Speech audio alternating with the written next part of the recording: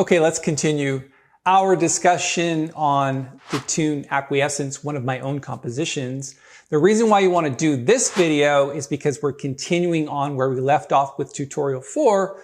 But in this video, the chords that are coming up are patterns that can absolutely be infinitely useful in many, many different jazz standards. And I think it's important to learn the specific turnarounds that we're going to do and then continuing on with some other interesting things about this song. So as we go through this tutorial, I'll play a little bits. Here's where we left off from the last video. We learned this descending pattern starting with the E minor 7 flat 5 chord.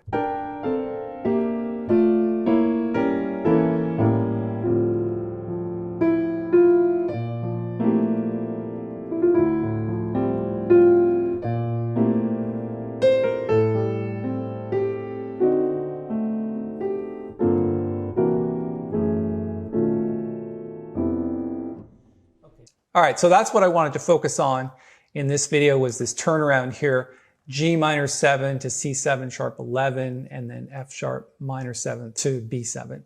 And the reason why I want to discuss that is because that's something that you'll see quite often in jazz, where you've got the 2-5 in front of the destination chord, which is obviously going to be F7, right? Because this is 2-5 of F major. So if our destination chord were down here at F major 7, or even F minor 7, you've got this 2-5, and then you've got flat 2-5 and flat 5-5. So that's interesting because it's just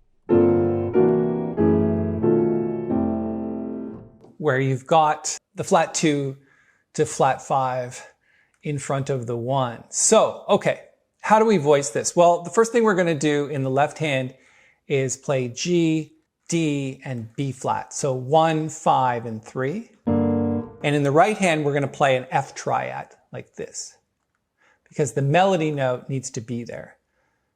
So that's our F triad. Okay, very cool voicing. You can use that anytime you see a G minor 7 chord. Okay, very important. And then when we get to the C7 sharp 11, this is a common voicing for that. You're going to throw 1, 3, and flat 7 in the right hand. And in the right hand, you're going to do the 9th, 11th, which is the sharp 11 here, which is C sharp, and then the melody note, which is,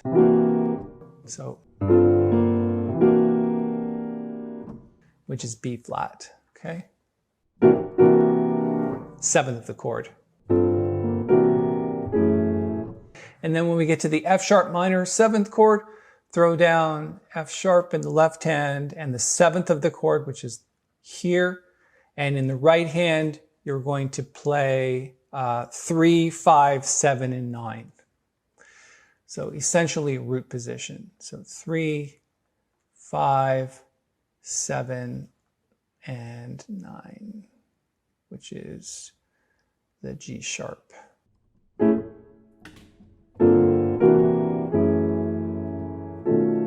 And then the same voicing for the B7 sharp 11 chord as we did for the C7, it's just down a half step. So B, D sharp, and the 7th of the chord, which is A, and then, so then the 9th, which is C sharp, and then the 11th, which is here, the F natural, and then the A. So,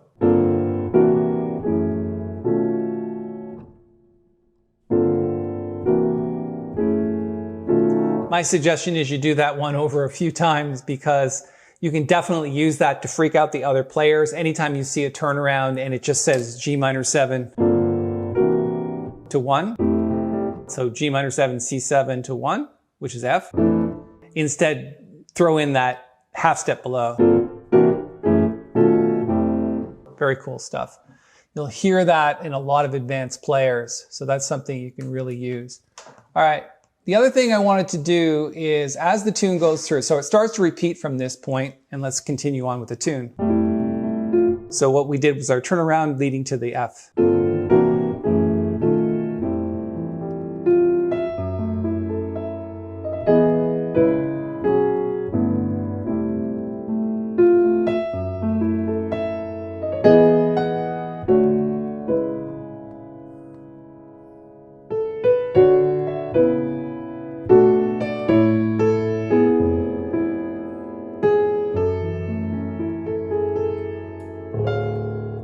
So this is where it differs from the first. So this is an A, B, A, C tune. So the two A's are the same, but when you get to the C section, it changes a little bit here. So we're going to do this section, which is the F sharp minor 7 section. And let's throw something up to grab a screenshot with so we can mark it up.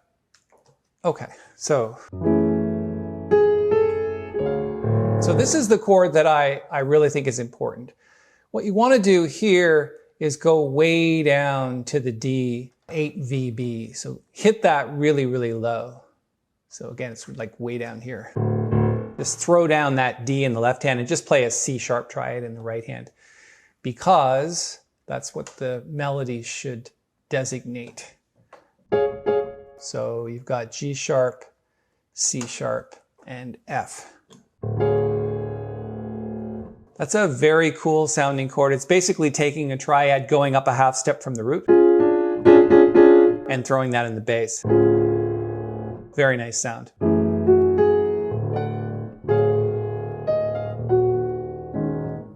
When we get to the E flat 7, we're also going to plunk down the E flat way down here, but then also I think what's a good idea is to, let's see, is to play this as a follow-up to that low E flat. So then you've got, let's say we'll plunk that one down and then we'll play this, which is E flat, A flat, and D flat. Fourths, right? Fourths in the left hand. And in the right hand, just 3, 5, G flat, B flat, D flat, and way up here, which is also G flat. Whoops, G flat there. So play it just like that. So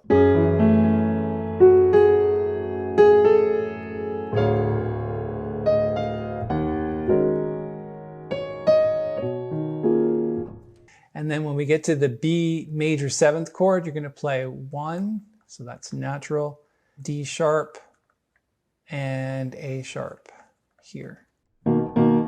So 1, 3, and 7 in the left hand. And in the right hand, you're going to play a C sharp triad. So C sharp, E, and G sharp. And then of course the melody note is also C sharp, like this. And then we're going to continue on here. We're kind of running out of time. We got another 2 minutes and we may have to make a 5th tutorial. We're here in the tune where we're going up this line. So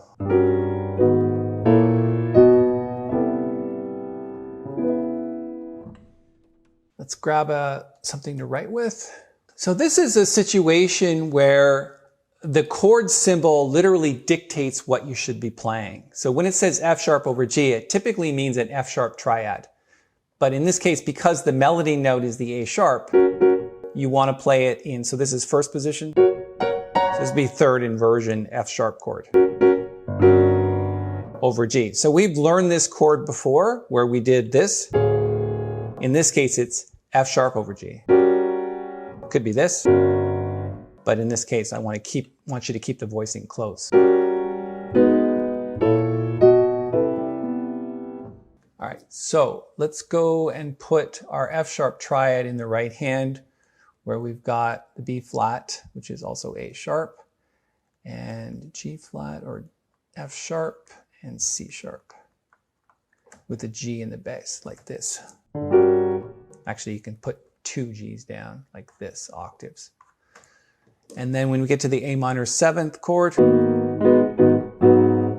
there's lots of choices.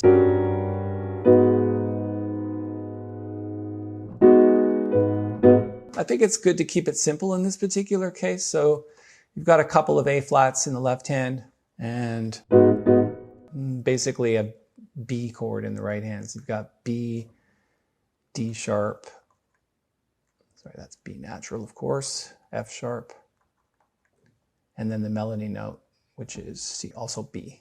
So again, A over B, same as the before. Interesting that the C major 7th chord has the same 3rd and 7th as a C sharp minor chord. Interesting, just different roots.